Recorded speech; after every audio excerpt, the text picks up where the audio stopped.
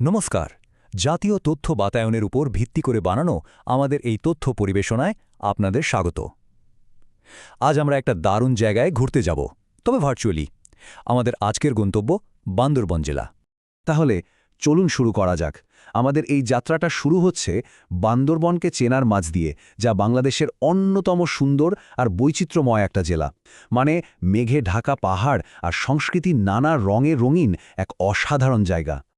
আচ্ছা, বান্দরবান জেলাটা আসলে কতটা বড় বা এর প্রশাসনিক কাঠামোটা কেমন?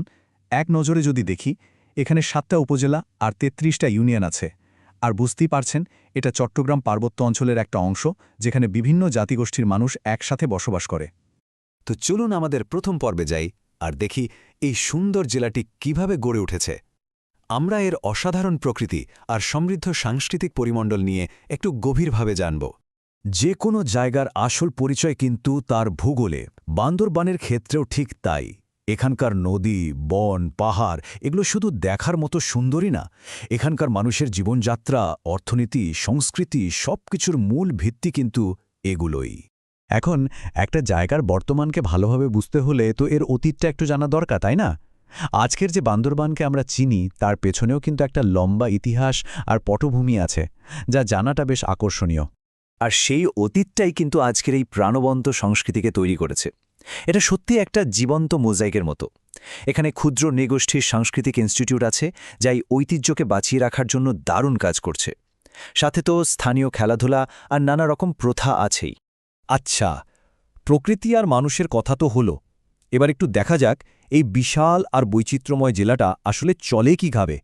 মানে এর প্রশাসনিক দিক আর জনসেবার ব্যবস্থাগুলো কেমন? প্রশ্নটা আসেই, তাই না?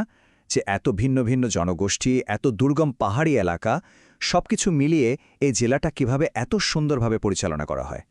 এর উত্তরটা কিন্তু এর প্রশাসনিক কাঠামোতেই আছে। দেখুন, একেবারে শীর্ষে আছেন জেলা প্রশাসক, যিনি পুরো জেলার দেখভাল করেন, আর তাকে সাহায্য করার জন্য আছেন বেশ কয়েকজন অতিরিক্ত জেলা প্রশাসক। প্রত্যেকের কিন্তু আলাদা আলাদা গুরুত্বপূর্ণ দায়িত্ব আছে।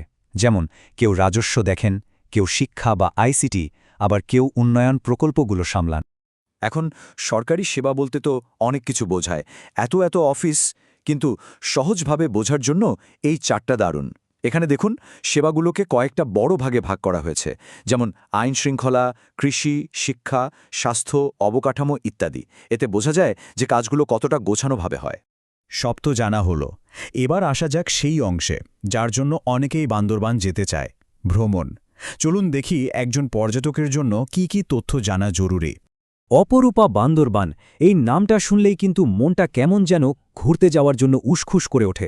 তবে হ্যাঁ, ভ্রমণের পরিকল্পনা করার আগে কয়েকটা জরুরি বিষয় মাথায় রাখলে যাত্রাটা আরও সুন্দর আর নিরাপদ হয়।